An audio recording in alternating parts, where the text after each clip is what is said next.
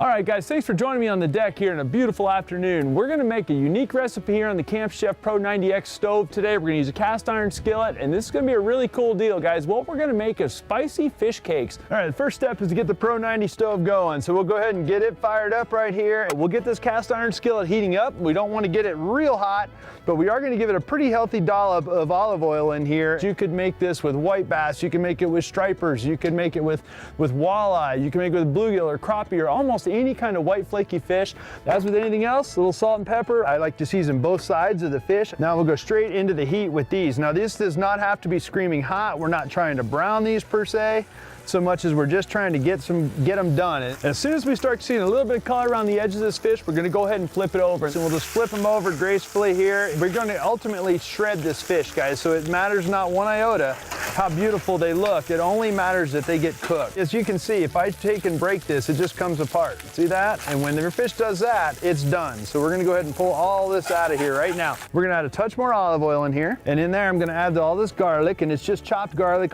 maybe 2 or 3 cloves of garlic.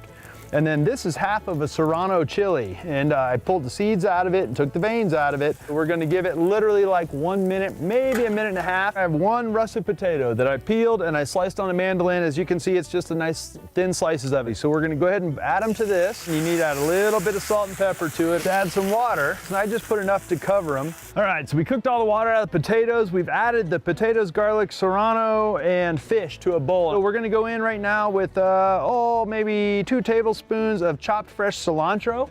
These are right here is chopped scallions. It's about 2 whole scallions. This is a half of a lemon or a half of a lime zest. So we're gonna go ahead and add a farm fresh egg, and then a little tiny bit of cayenne pepper, a little bit more salt, a little bit more black pepper. The last thing I should add to it is just a little bit of panko crumbs. So guys, once I get all this mixed together how we want it here, it's gonna be about the consistency of mashed potatoes with a bunch of stuff in them. And realistically, at that point, what I really need to do is stick it in the fridge and let it cool down completely, like 3 or 4 hours. The mixture chilled completely down.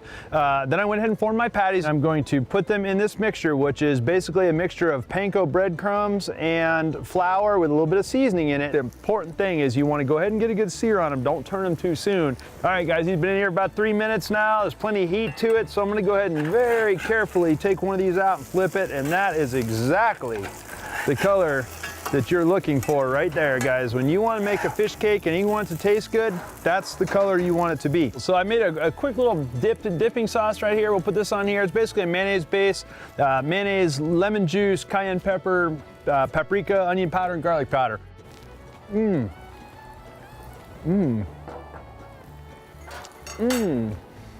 That's surprisingly good, guys. For how simple it is, you finish the other 2 right here. That is an unbelievably good dish. Any kind of fish you've got, so simple, make it ahead of time, chill it in the fridge. When you got friends coming over, you can bust it out really quick. You can even freeze it in little balls and then make it into your patties after you take it out of the freezer as well. So it's a really good dish. We appreciate you guys joining us very much. You can tune in on our website and get the recipes for this if you'd like to do so. If you want to check out information on the Camp Chef stuff, you can please do that as well. I'd appreciate it, whether it be the Pro 90 stove, the skillet, or otherwise. Most importantly, we hope you'll tune in, and we'll see you next week.